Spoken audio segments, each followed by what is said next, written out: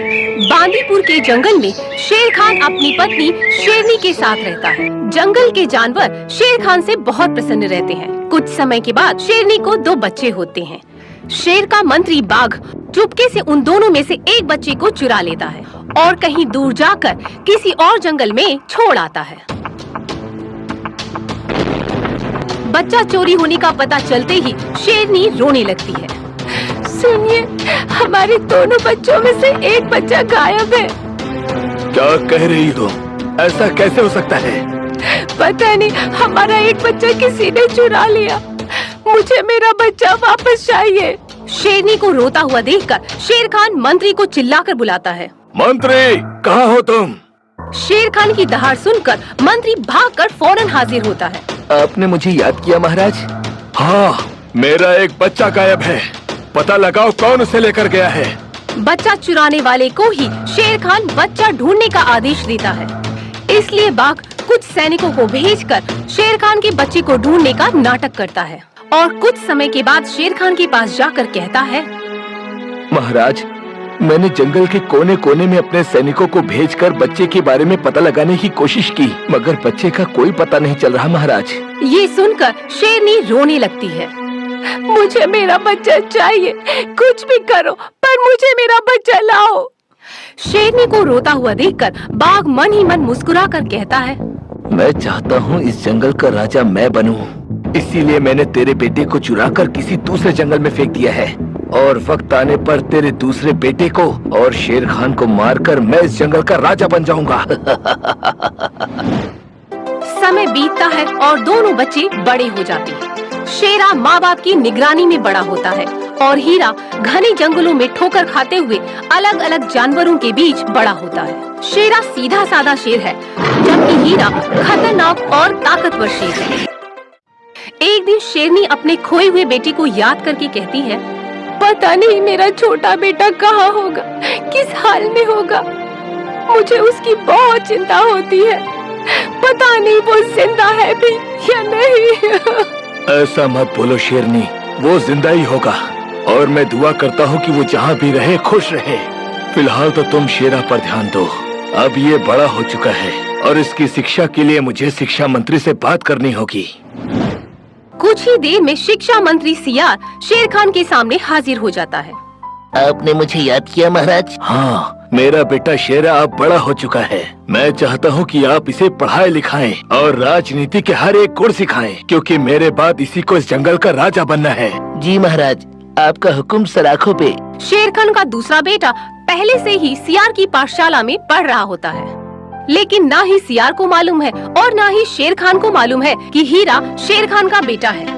अगले दिन शेरा सियार की पाठशाला में जाता है। सियार शेर खान के दोनों बेटों को शिक्षा और राजनीति का पाठ पढ़ाता है। शेरा और हीरा एक साथ ही शिक्षा ले रहे होते हैं, परंतु उन दोनों को नहीं मालूम होता है कि वे दोनों सगे भाई हैं। शेरा, आज तुम्हारा पहला दिन है, मगर हीरा यहाँ कई दिनों से शिक्षा लेने आता है। चलो, आज मैं तुम दोनों को लड़ने की कला सिखाऊंगा। गुरुजी, क्या लड़ना सीखना जरूरी है? तुम एक राजा के बेटे हो, आने वाले कल में तुम्हें राजगद्दी संभालनी होगी, इसीलिए लड़ना सीखना जरूरी है। मगर गुरुजी, मैं किसी से लड़ना नहीं चाहता हूँ, आप मुझे सिर्फ शिक्षा ही दीजिए। ये सुनकर हीरा गुरुजी से कहता है, गुरुजी, आप मुझे लड़ना सिखाइए, मैं इसे सिखा दूंगा। ठीक है, वक्त आने पर तुम इसे सिखा देना। तो चलो, पहले मैं तुम्हें सिखाता हूँ कि लड़ाई में किस तरह से जीता जाता है। उधर बाघ हर सूरत में जंगल का राजा बनना चाहता है, इसलिए उसने सोचा कि अगर शेर खान का बेटा जिंदा रहा तो वही जंगल का राजा बन सकता है। इसलिए युवराज को मारने के लिए बाघ ने कुछ सैनिकों को सियार के स्कूल में भेजे। सैनिकों, जाओ शेर खान के बेटे को मार दो। सारे सैनिक शेरा को मारने के लिए सियार की पाठशाला में चल पड़े। वहाँ पहुंचकर एक सैनिक कहता है, पढ़ाई लिखाई बंद करो और बताओ कि तुम में से शेर खान का बेटा कौन है? कौन हो तुम और तुम्हारी यहाँ आने की हिम्मत कैसे हुई? मास्टर, तुझे जितना बोला जाए उतना ही कर। बता शेर खान का बेटा कौन है और उसे मेरे हवाले कर दे। मेरे जीते जी तो मैं इन्हें तुम्हारे हवाले कभी भी नहीं करूँगा। लगता है तुम ऐसे नहीं मानने वाले। साथियों, मास्टर और शेर सिंह के बेटे को खत्म कर दो। सारे सिपाही सियार और शेरा को पीटने लगते हैं। दोनों को पिटता हुआ देखकर हीरा सैनिकों की कुटाई करने लगता है। दूर झाड़ियों में छिपा बाघ ये सब देख रहा होता है। तभी अचानक बाघ की नजर शेर खान के छोटे बेटे पर पड़ती है। अरे ये तो शेर खान का छोटा बेटा हीरा है। मैंने ही इसे शेर खान के घर से चुरा कर दूसरे जंगल में फेंक दिया था, पर ये यहाँ कैसे आ गया? क्या हीरा शेर सिंह का बेटा है?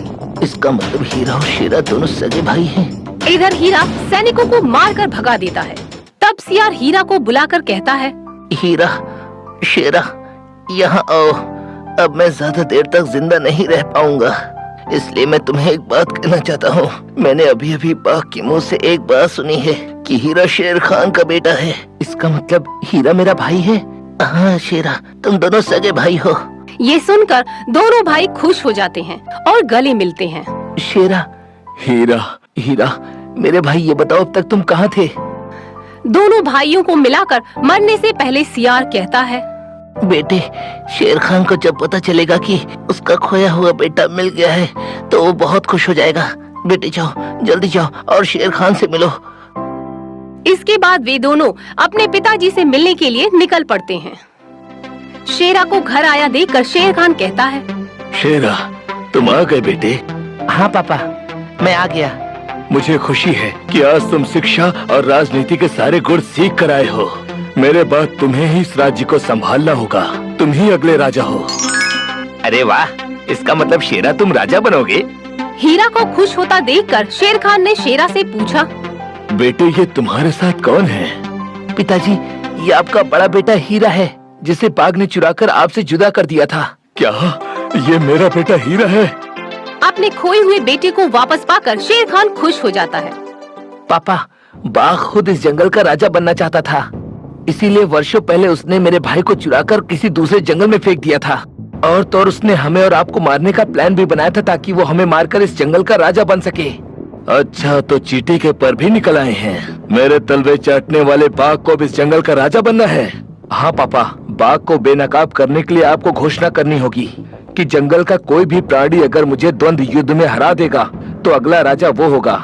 ये बात झाड़ियों के पीछे छुपकर बाघ सुन रहा होता है।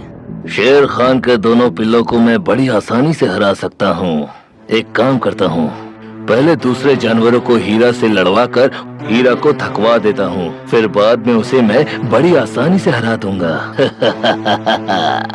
अगले दिन शेर खान की ओर से बंदर जंगल में ऐलान करता है, सुनो सुनो सुनो, अब कोई भी प्राणी इस जंगल का राजा बन सकता है, बस उसे हीरा को हराना होगा। जो हीरा को द्वंद्व युद्ध में हराएगा इस जंगल का अगला राजा वही होगा। सुनो सुनो सुनो। ऐलान सुनकर भेड़िया बोला, मुझे भी राजा बनना है, मैं हीरा को आसानी से हरा सकता हूँ। मैं हीरा के तो पूरे खानदान को हरा सकता हूँ, मुझे भी राजा बनना है। बाघ ये सब देख रहा होता है।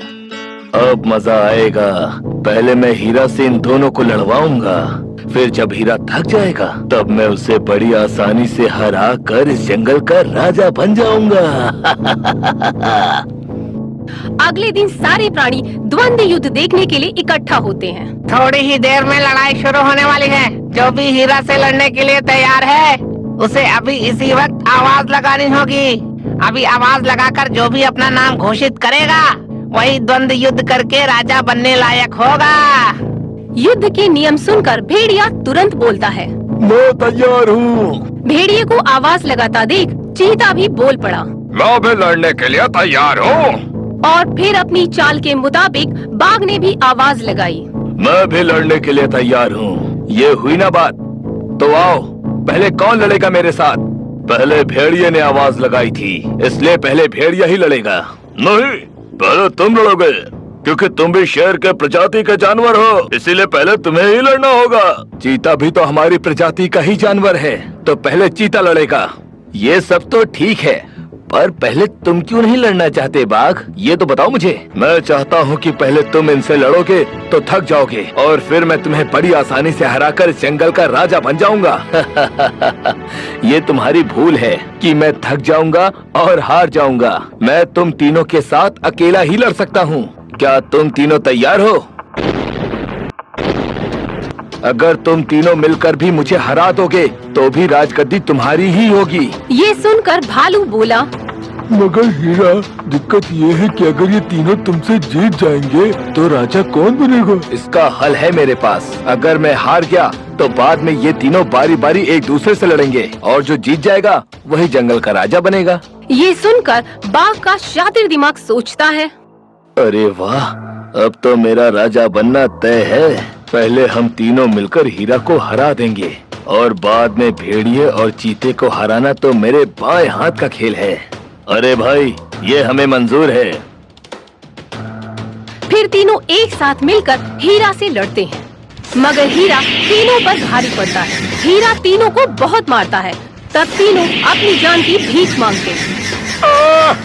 प्लीज प्लीज मुझे मत मारो, मैं हार स्वीकार करता हूँ, मुझे मत मारो। मैं भी अपनी हार स्वीकार करता हूँ, मुझे मत मारो प्लीज।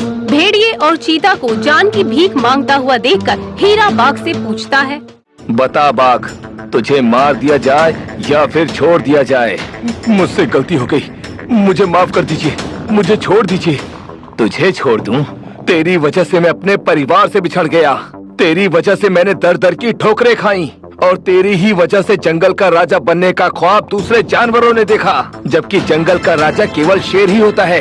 तू जंगल का गद्दार है, मैं तुझे जिंदा नहीं छोड़ने वाला। जैसे ही हीरा बाघ को मारने के लिए आगे बढ़ता है, तभी शेर खान उसे रोकता है। रुक जाओ बेटे, हम राजा हैं और ये हमारी प्रजा है। प्रजा हमारे परिवार जैसी होती है। अगर हमारे परिवार का कोई भी प्राणी गलती करता है तो क्या हम उसे मार देते हैं? नहीं बेटे, माफी देने वाला बड़ा होता है। इसे माफ कर दे बेटे। शेर खान की बात सुनकर बाघ का सिर शर्म से झुक जाता है। महाराज, आप महान हैं, मुझे माफ कर दीजिए महाराज, मुझसे बहुत बड़ी भूल हो गई महाराज। शेर खान के कहने पर हीरा बाघ को माफ कर देता है। उसके बाद बाघ बड़ी ही ईमानदारी से शेर खान का मंत्री पद संभाल लेता है। कुछ समय के बाद शेर खान हीरा को जंगल का राजा घोषित कर देता है। ऐसा सुनते ही जंगल में खुशी छा जाती है। आपको हमारा ये वीडियो पसंद आया हो तो प्लीज हमारे चैनल को सब्सक्राइब कीजिए और हाँ, वीडियो को लाइक और शेयर करना मत भूलना। धन्यवाद।